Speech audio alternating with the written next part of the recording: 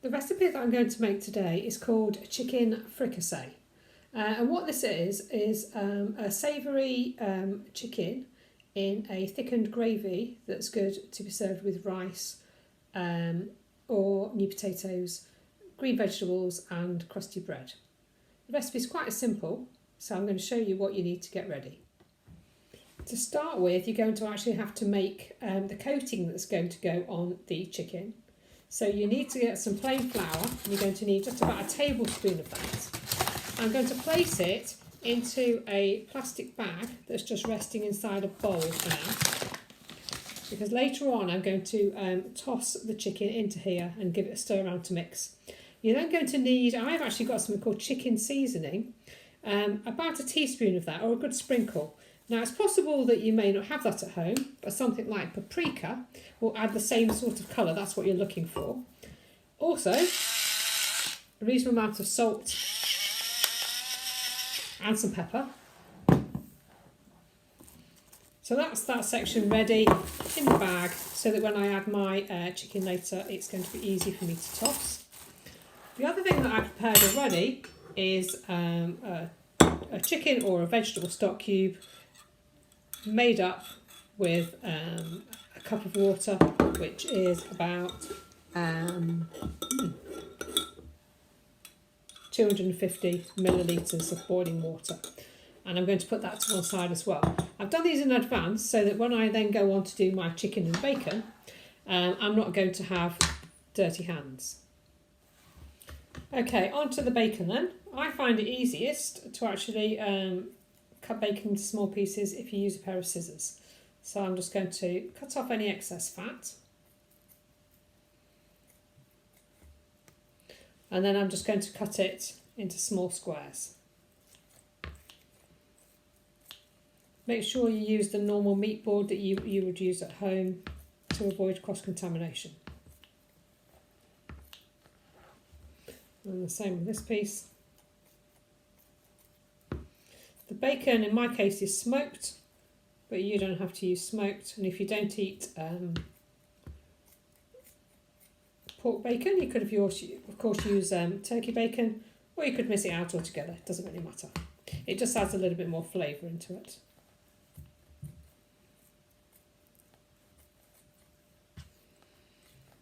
And then I'm going to put that then into the frying pan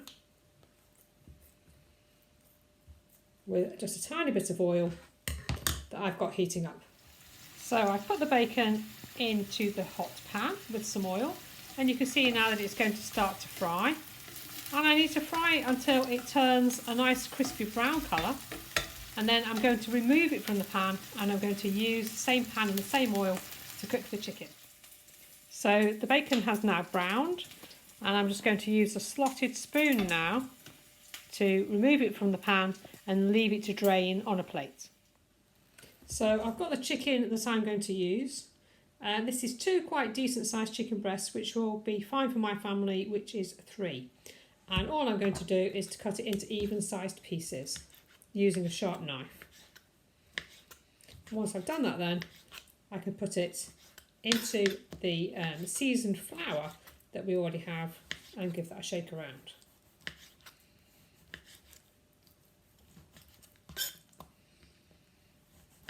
So pork would be another thing that you could use to make this, or turkey. Tends to be a white meat that you tend to use for it. If you're obviously a vegetarian, you could use something very similar, using some quite large pieces of field mushrooms, and obviously just making sure that you use a vegetable stock rather than a chicken stock. Okay, so that's all of the chicken cut. So I'm now going to get my bowl that I prepared earlier that had the flour in. I'm going to toss all of my chicken into there.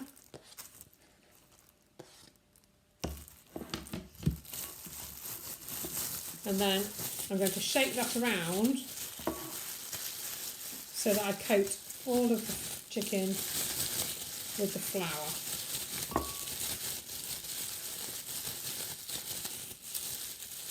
And then I'm going to go back to the cooker and I'm going to toss that into the hot frying pan.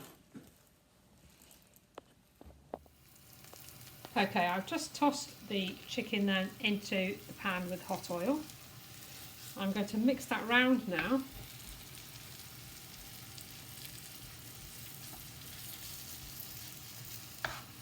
Until it begins to take on some colour.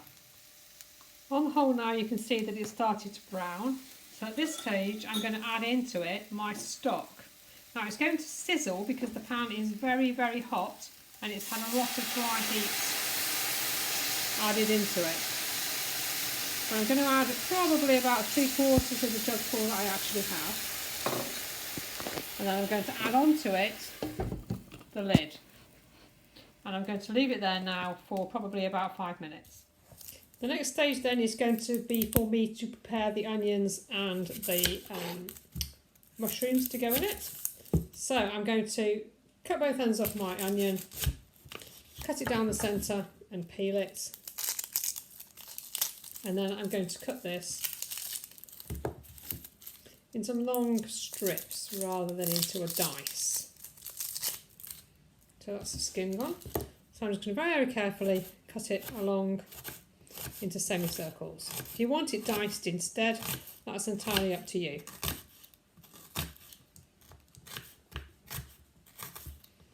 That's one half done.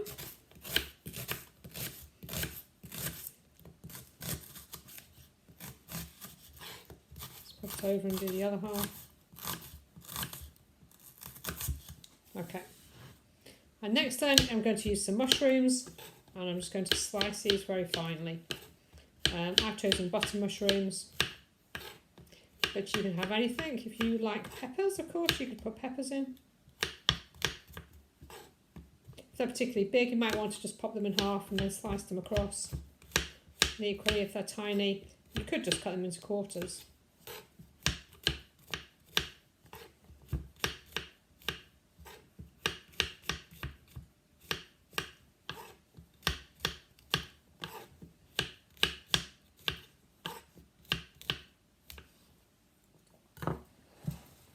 And the other thing I've got is some garlic. Now you could, of course, if you want to, you could have fried these off at the beginning with the bacon. I tend to find that they're fine, they still get tender just by adding them in with the stock at this stage. So again, it's down to personal preference. And you have a choice, you can either grate it, which is always what my preference is. I'm just one of these microplane graters. Or you can crush it, or you can slice it finely. It's entirely up to you. So there's my garlic. Just going to pop that with my mushrooms there. And then that's done. The other thing I decided to add to mine tonight was some peas. So that's just some normal everyday frozen peas, which I haven't defrosted. They're just ready to go and they'll be able to be added in. And I've also got out some tomato puree because I'm going to add that into the stock. Now all of these are going to go in and then they're going to cook again for probably about another 5 minutes. And then when I'm happy then that the chicken's tender, I will add in the bacon. So there's the chicken simmering away. I've just added in the onions and the mushrooms and I'm going to stir those round and then coat them in the sauce. And then I'm going to put the lid back on, as I say, for another 5 minutes or so until they've all softened. And then I'll add in the tomato puree and decide whether or not it's ready then for the bacon. Okay, it's been cooking now for about 10 minutes and you can see it's thickened quite a lot. I've decided this is the stage to put the tomato puree in, but I'm also just going to add a little bit more boiling water into it just to thin it down. It's important that you get it so it doesn't stick to the pan and that it's still thickened, but that it's a fairly liquidy consistency. I'm still going to leave that cooking for a little bit longer and then again I'll revisit adding in the peas and the bacon. Okay, so the last stage then is to tip in the peas and return the bacon that you cooked earlier to the pan and to toss those round. And all you need to do now is to reheat those and then your chicken fricassee is ready to serve, as I say, with some cooked rice or some crusted bread or some potatoes.